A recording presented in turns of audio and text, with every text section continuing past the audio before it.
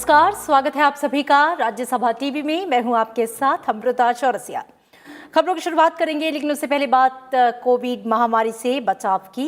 Corona महामारी के खिलाफ पूरा देश एकजुट होकर लड़ रहा है। आप भी हमारे साथ सुरक्षा और बचाव के एहतियाती उपायों का संकल्प लें। अपना मास्क अच्छी तरह से पहने, 2 गज की दूरी का पालन करें, सुरक्षित दूरी बनाए रखें, साथ ही अपने हाथों को बार बार धोएं।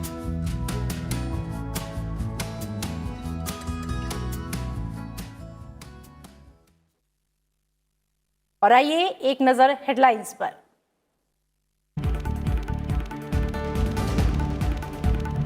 निजी अस्पतालों में 250 रुपए तक होगी कोरोना वैक्सीन की एक डोज। केंद्रीय स्वास्थ्य मंत्रालय ने तय की कीमत। सरकारी अस्पताल में जारी रहेगा मुफ्त टीकाकरण।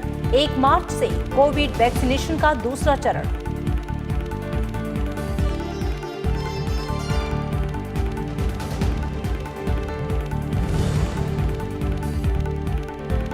प्रधानमंत्री नरेंद्र मोदी ने आत्मनिर्भर भारत की दिशा में पहले टॉय फेयर 2021 का किया उद्घाटन। खिलौना विनिर्माताओं से प्लास्टिक का उपयोग घटाने और पर्यावरण अनुकूल चीजों का इस्तेमाल बढ़ाने की अपील। मेड इन इंडिया के साथ हस्तनिर्मित उत्पादों को बढ़ावा देने की बताई जरूरत।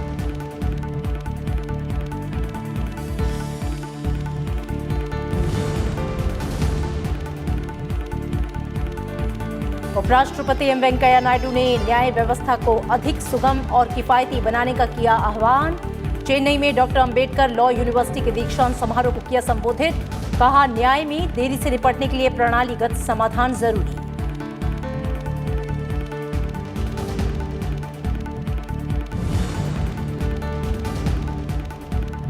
कांग्रेस पार्टी लगातार गिरते जनाधार के साथ साथ भीतर से भी होती जा रही है कमजोर।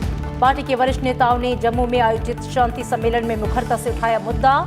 फिर उठी संगठन के चुनाव और नियमित अध्यक्ष की नियुक्ति की मांग।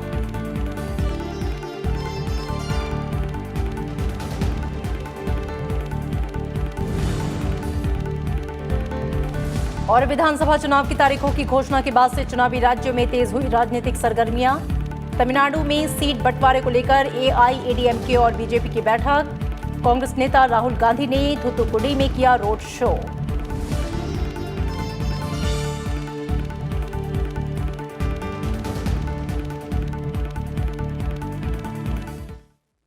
प्रधानमंत्री नरेंद्र मोदी ने खिलौना निर्माताओं से कम प्लास्टिक और अधिक पर्यावरण के अनुकूल खिलौनों के नवाचार पर ध्यान देने का आग्रह किया है।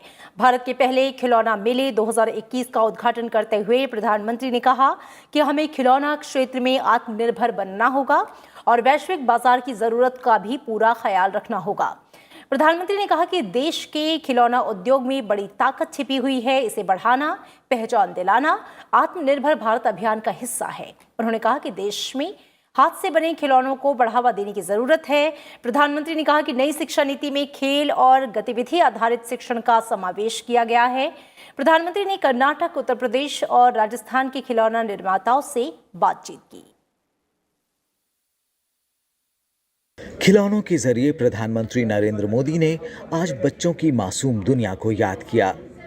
पहले खिलौना मेले का उद्घाटन करते हुए उन्होंने खिलौना निर्माताओं को बच्चों की समझ के मुताबिक खिलौने बनाने को कहा। किसी भी संस्कृति में जब खेल और खिलौने आस्था के केंद्रों का हिस्सा बन जाएं, तो इसका अर्थ है कि वो समाज खेलों के विज्ञान को गहराई से समझता था। हमारे यहाँ खिलौने ऐसे बनाए जाते थे जो बच्चों के चहुमुखी विकास में योगदान दें, उनमें एनालिटिकल माइंड विकसित करें। प्रधानमंत्री ने कहा कि भारत की हजारों साल पुरानी संस्कृति में खेल और खिलौने रचे बसे हैं, फिर भी हम विश्व खिलौना बाजार में पीछे हैं। उन्होंने भारतीय खिलौना उद्योग को आगे बढ़ाने के लिए आत्मनिर्भर और वोकल फॉर लोकल का मंत्र दिया। हमें खेल और खिलौनों के क्षेत्र में भी देश को आत्मनिर्भर बनाना है, वोकल फॉर लोकल होना है। इसके लिए हमें आज की जरूरतों को समझना होगा। हमें दुनिया के बाजार को, दुनिया की प्राथमिकताओं को जानना होगा। हमारे खिलौनों में बच्चों के लिए हमारे मूल्य, संस्कार और शिक्षाएं भी होनी चाहिए। प्रधानमंत्री ने कहा कि अधिकतर भारतीय खिलौने काफी सस्ते, प्राकृतिक और पर्यावरण के अनुकूल हैं। उन्होंने भारतीय खिलौना निर्माताओं से पर्यावरण और दोबारा उपयोग होने वाली वस्तुओं से खिलौने बनाने का आग्रह किया। ये खिलौने देश के युवा मन को हमारे इतिहास और संस्कृति से भी जोड़ते हैं और सामाजिक मानसिक विकास में भी सहायक होते हैं। इसलिए आज मैं देश के टॉय मैन्युफैक्चरर्स से भी अपील करना चाहूंगा कि आप ऐसे खिलौने बनाएं जो इकोलॉजी और साइकोलॉजी दोनों के लिए बेहतर हो।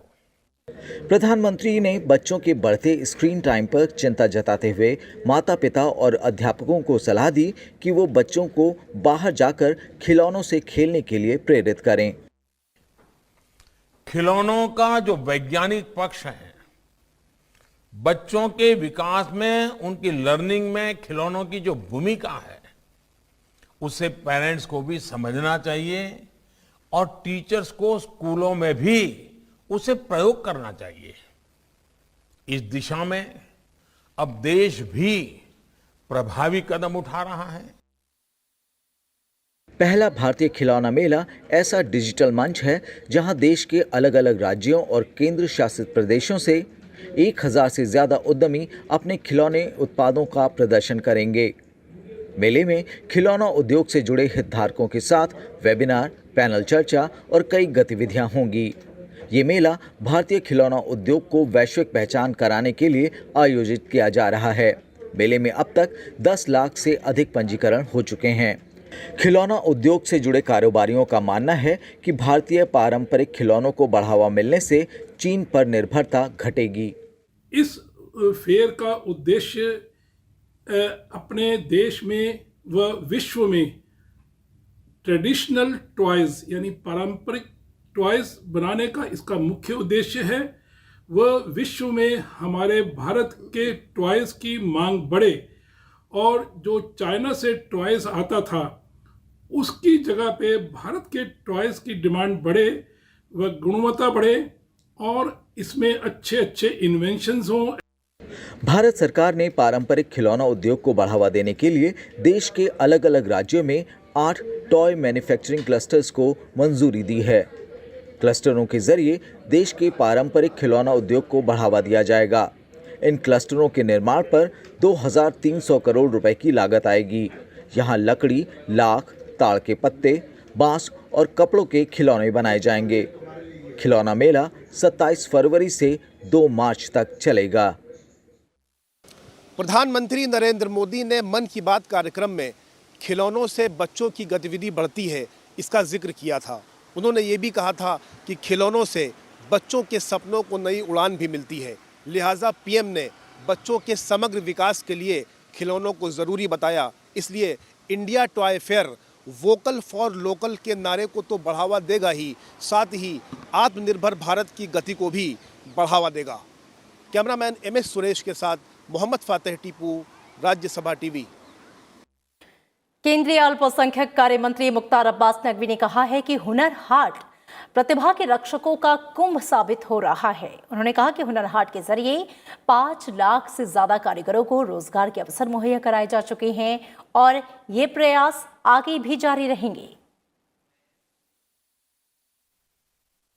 Hunar Haat vocal for local को मास मूवमेंट बनाने में प्रभावी और प्रामाणिक भूमिका निभा रहा है।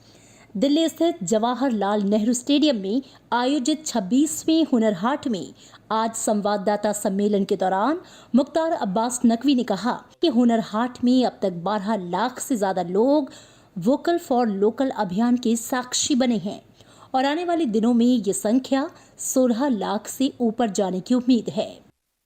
हमारा संकल्प है कि जब हम आज़ादी के 75वें वर्ष को देश में मना रहे होंगे, 75वीं वर्षगांठ को, अमृत महोत्सव को, तो हम 75 हुनर हाटों के क्रम को पूरा करके 7,50,000 से ज़्यादा दस्तकारों शिल्पकारों को रोजगार और रोजगार के अवसर से जोड़ेंगे।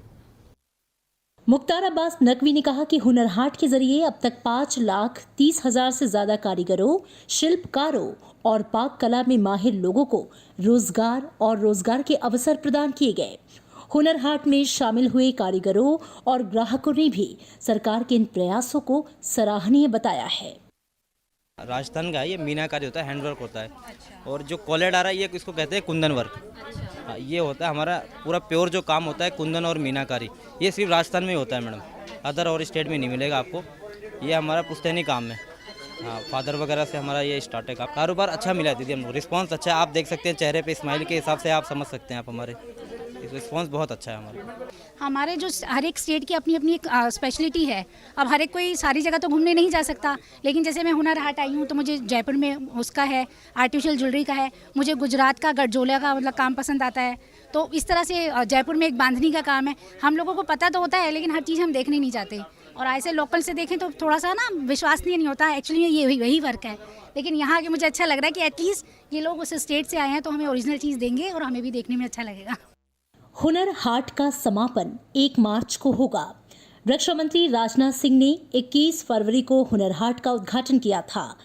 लोकल टू ग्लोबल थीम पर आधारित हुनर हाट में स्वदेशी उत्तम भारतीय खिलौनों पर खास ध्यान दिया गया है। 31 राज्यों और केंद्र शासित प्रदेशों से 600 से अधिक कारीगर और शिल्पकार हुनर हाट में शामिल हुए। अगला हुनर हाट 12 से 21 मार्च तक भोपाल में आयोजित किया जाएगा। तो देखा आपने किस तरीके से Hunar Haat vocal for local और आत्मनिर्भर भारत जैसे मास मूवमेंट के लिए एक परफेक्ट प्लेटफॉर्म है। यहाँ पे आए कारीगरों का ये भी मानना है कि हुनर हाट से उनको रोजगार के कई अवसर मिले हैं। Camera person DK Pandey, camera सहायक राजीव कुमार के साथ अरुणा ठाकुर, राज्यसभा टेलीविजन। प्रधानमंत्री नरेंद्र मोदी ने सस्टेनेबल डेवलपमेंट के लिए सेरावीक वैश्विक ऊर्जा और पर्यावरण नेतृत्व पुरस्कार से सम्मानित किया जाएगा। प्रधानमंत्री को ये सम्मान अगले हफ्ते अंतर्राष्ट्रीय ऊर्जा समिट के दौरान दिया जाएगा। इस दौरान प्रधानमंत्री सेरावीक कॉन्फ्रेंस 2021 को संबोधित भी करेंगे। इस सम्मेलन के नामी वक्ताओं में पर्यावरण के लिए अमेरिकी राष्ट्रपति के विशेष दूत John Kerry, bill and Melinda Gates foundation के सह अध्यक्ष ब्रेकथ्रू एनर्जी बिल गेट्स के संस्थापक और सऊदी अरामको के अध्यक्ष और CEO अमीन नासेर होंगे। ये सम्मेलन 1 मार्च से 5 मार्च तक वर्चुअल माध्यम से आयोजित होगा। कार्यक्रम के आयोजक IHS मार्केट के उपाध्यक्ष नील वीरगिन ने कहा है कि आर्थिक विकास, गरीबी घटाना और नए ऊर्जा भविष्य के पथ पर आगे बढ़ते हुए भारत वैश्विक ऊर्जा और पर्यावरण के एक केंद्र के तौर पर उभरा है।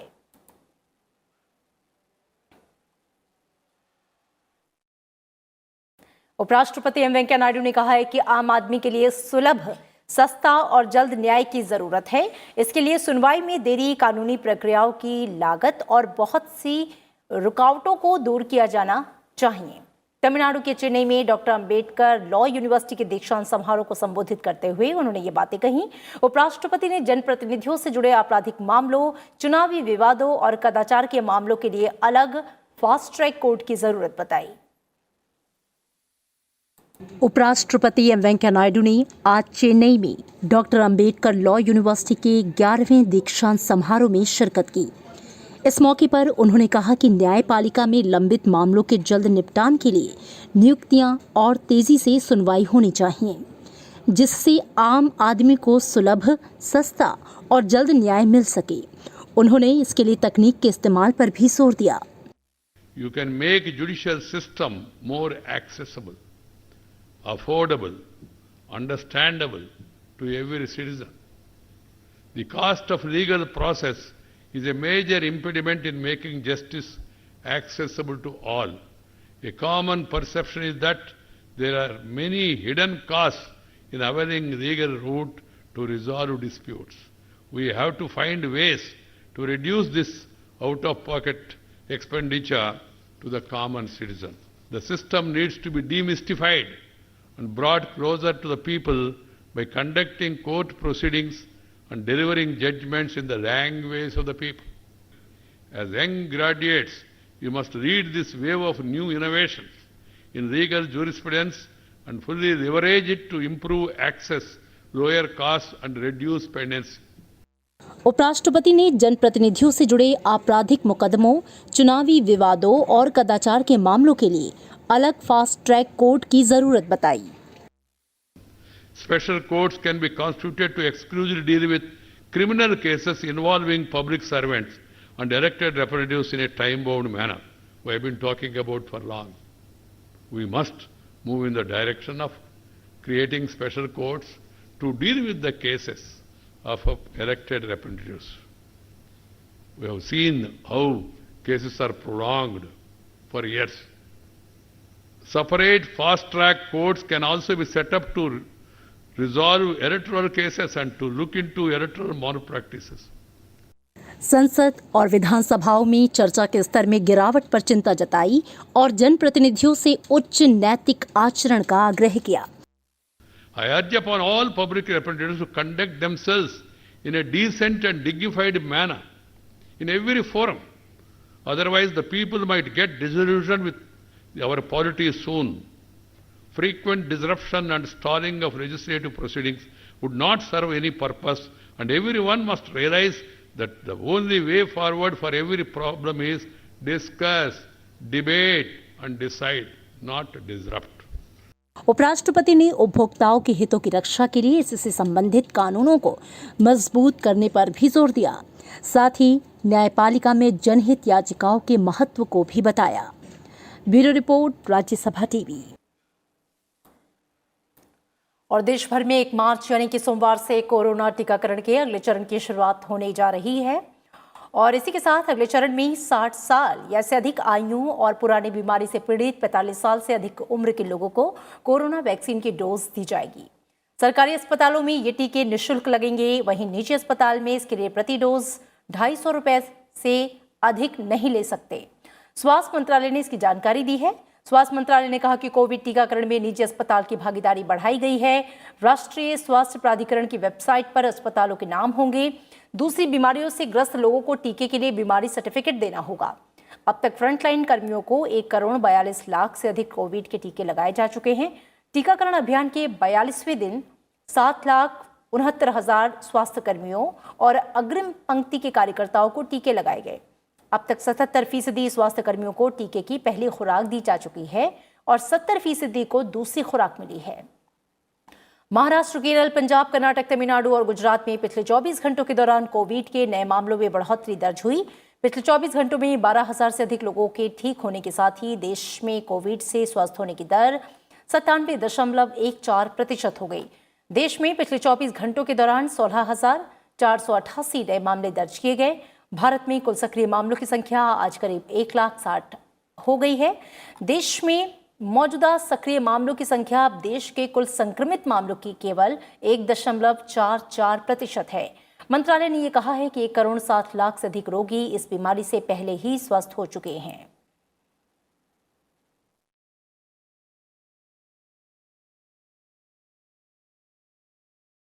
और कुछ राज्यों में कोविड के मामलों में तेजी आने के बाद से केंद्र सरकार ने राज्यों को विशेष एहतियात बरतने की सलाह दी है। कैबिनेट सचिव राजीव गौबा ने आज महाराष्ट्र, पंजाब, गुजरात, मध्य प्रदेश, छत्तीसगढ़, पश्चिम बंगाल, तेलंगाना और जम्मू कश्मीर के मुख्य सचिवों के साथ उच्च स्तरीय बैठक की। इन राज्यों और केंद्र शासित प्रदेशों में कोरोना के मामले तेजी से बढ़े हैं। कैबिनेट सचिव ने राज्यों से सतर्कता बनाए रखने, निगरानी बढ़ाने और कोविड-19 के प्रोटोकॉल का पालन करने की सलाह दी है। वहीं केंद्रीय गृह सचिव ने राज्यों और केंद्र शासित प्रदेशों से कोविड महामारी पर पूरी तरह से नियंत्रण पाने के लिए उचित सावधानी और कड़ी निगरानी रखने को कहा है। कोविड के मौजूदा दिशा निर्देशों को 31 मार्च तक बढ़ाने के बारे में सभी राज्यों और केंद्र शासित प्रदेशों को पत्र लिखा गया है। उन्होंने कहा कि पिछले कुछ महीनों में देश में सक्रिय और नए मामलों की संख्या में गिरावट आई है, लेकिन सावधानी बरतने और कड़ी निगरानी की आवश्यकता है। राज्यों और केंद्र शासित प्रदेशों से सावधानी पूर्वक कंटेनमेंट जोन बनाने के लिए कहा गया है। इन क्षेत्रों में कोविड दिशा निर्देशों का कड़ाई से पालन सुनिश्चित करने का निर्देश दिया गया है। महाराष्ट्र में कोरोना मामलों की बढ़ती संख्या के मद्देनजर लातूर के जिला प्रशासन ने आज और कल जनता कर्फ्यू लगाने का फैसला किया है। लातूर के जिलाधिकारी पृथ्वीराज बीपी ने लोगों से अपील की है कि आपात स्थिति को छोड़कर लोग अपने घरों से बाहर ना निकले। महाराष्ट्र के लातूर जिले में बुधवार को संक्रमण के 98 नए मामले सामने आने के बाद से संक्रमित हुए लोगों की संख्या बढ़कर 25,045 हो गई है। वहीं संक्रमण की वजह से अब तक 703 लोगों की मौत हो चुकी है।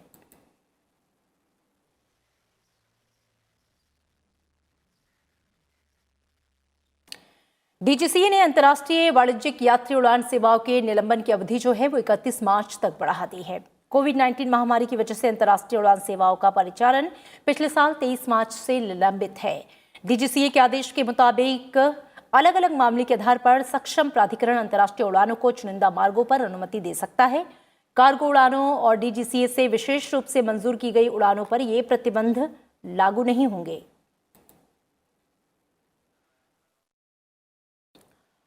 और कांग्रेस के कई दिग्गज नेताओं का दर्द एक बार फिर से सार्वजनिक तौर पर दिखाई दिया। उन्होंने ये माना कि कांग्रेस लगातार कमजोर हो रही है। जम्मू में शांति सम्मेलन के नाम से आयोजित कार्यक्रम में कांग्रेस के ग्रुप 23 के नेताओं का जमावड़ा लगा। वरिष्ठ कांग्रेस नेता गुलाम नबी आजाद के राज्यसभा का कार्यकाल खत्म होने के कुछ दिनों बाद आयोजित सभा में कांग्रेस के कई दिग्गज नेताओं ने हिस्सा लिया। कार्यक्रम में इन नेताओं ने मुखरता के साथ पार्टी के भीतर की खींचतान और गिरते जनाधार को लेकर अपनी बात रखी। कांग्रेस के वरिष्ठ नेता कपिल सिब्बल ने कहा कि ये सच्चाई है कि कांग्रेस लगातार कमजोर हो रही है। वहीं आनंद शर्मा ने कहा कि उनमें से कोई नेता ऐसा नहीं है जो खिड़की के रास्ते आ गया हो।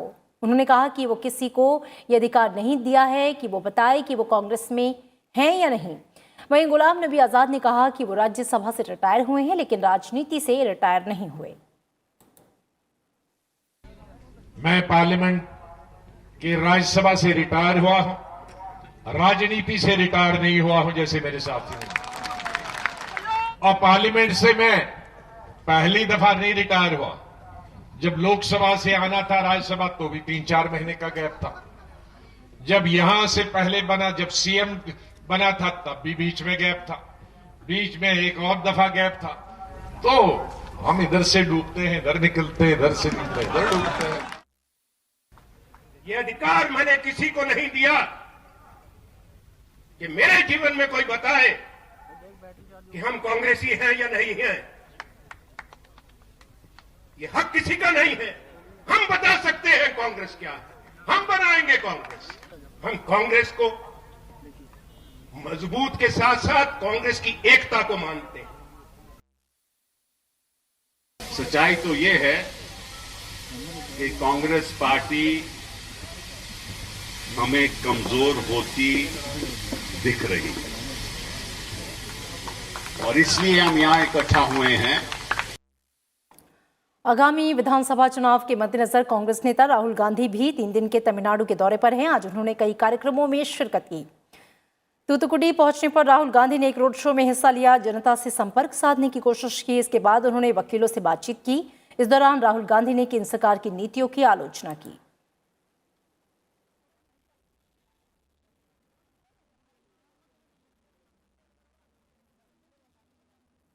विधानसभा चुनाव की घोषणा के साथ ही राजनीतिक दलों की चुनावी राज्यों में गतिविधियां जो हैं वो तेज हो गई हैं। तमिलनाडु में 6 अप्रैल को होने वाले विधानसभा चुनाव के लिए सत्तारूढ़ AIADMK और बीजेपी ने सीट बंटवारे पर बातचीत शुरू कर दी है। केंद्रीय मंत्री जी किशन रेड्डी, जनरल VK सिंह सहित बीजेपी के प्रतिनिधिमंडल ने आज मुख्यमंत्री और AIADMK के समन्वयक के पलानीस्वामी और उप मुख्यमंत्री O पनीरसेल्वम से चर्चा की। बीजेपी नेताओं के मुताबिक बातचीत सौहार्दपूर्ण माहौल में हुई और सीट बंटवारे पर जल्द सहमति बन जाएगी। AIADMK के नेताओं ने अलग से PMK के प्रतिनिधिमंडल से भी बातचीत की है। अभिनय से राजनीति में आए विजयकांत की पार्टी DMDK और GK वासन की तमिल मनीला कांग्रेस भी AIADMK की सहयोगी है।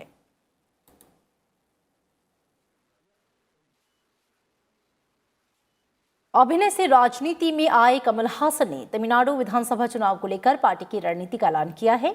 आज चेन्नई में एक प्रेस कॉन्फ्रेंस के दौरान कमल हासन ने कहा कि उनकी पार्टी मक्कल निधि मय्यम 3 मार्च से प्रचार अभियान की शुरुआत करेगी। किसी पार्टी के साथ गठबंधन पर कमल हासन ने कहा इस बारे में अंतिम फैसला होने के बाद ही जानकारी दी जाएगी। कमल हासन ने कहा कि पार्टी 7 मार्च को उम्मीदवारों की पहली सूची जारी करेगी और इसी बीच ऑल इंडिया समातुबा मक्कल काची यानी कि AISMK के संस्थापक और करीब 1 दशक से AIADMK के सहयोगी रहे R शरद कुमार ने कहा है कि कमल हासन की पार्टी मक्कल निधि मय्यम से गठबंधन की संभावना के लिए चर्चा की जाएगी।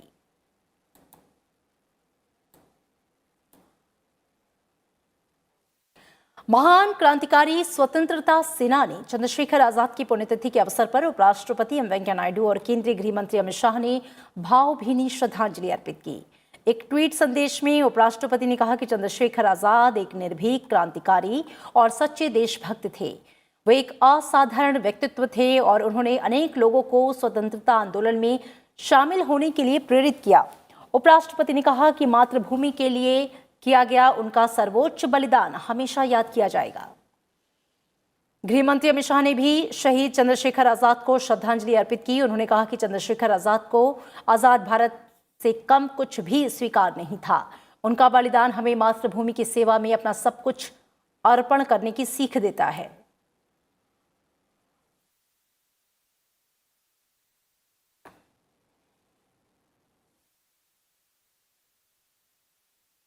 आज संत रविदास जयंती के मौके पर राष्ट्रपति, उपराष्ट्रपति और प्रधानमंत्री ने देशवासियों को शुभकामनाएं दी। राष्ट्रपति रामनाथ कोविंद ने एक संदेश में कहा कि गुरु रविदास एक महान संत और धर्म सुधारक थे, जिनका पूरा जीवन मानवता को समर्पित था। राष्ट्रपति ने कहा कि गुरु रविदास जी के सामाजिक समानता, एकता, नैतिकता और परिश्रमरत रहने के मूल्यों पर बल दिया। राष्ट्रपति ने लोगों से अपील की है कि वे गुरु रविदास के उद्देश्यों से प्रेरणा लें और समाज में बंधुत्व की भावना को मजबूत करें।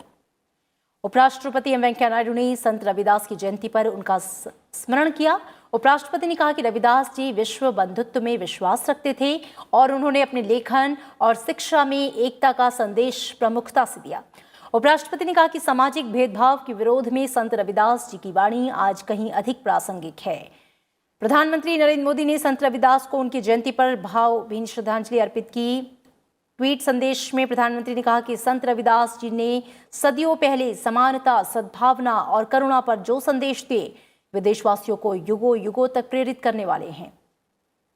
संत रविदास जयंती के उपलक्ष्य में आज बीजेपी मुख्यालय में एक कार्यक्रम का आयोजन किया गया। इस अवसर पर पार्टी अध्यक्ष जेपी नड्डा ने कहा कि केंद्र सरकार विभिन्न कार्यक्रमों के जरिए निर्धन, वंचित, शोषित और कमजोर वर्गों को मुख्यधारा में लाने का प्रयास कर रही है।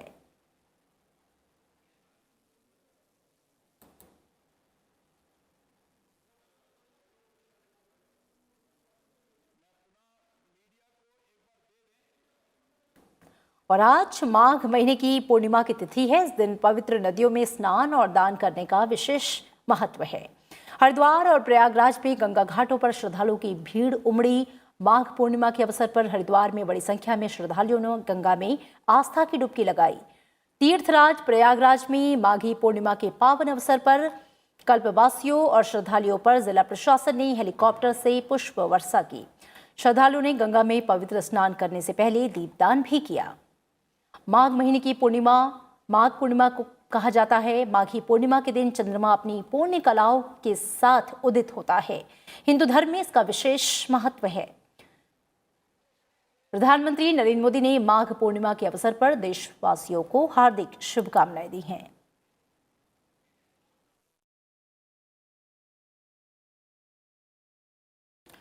और इसी के साथ बुलेटिन में इतना ही। दीजिए इजाजत। नमस्कार।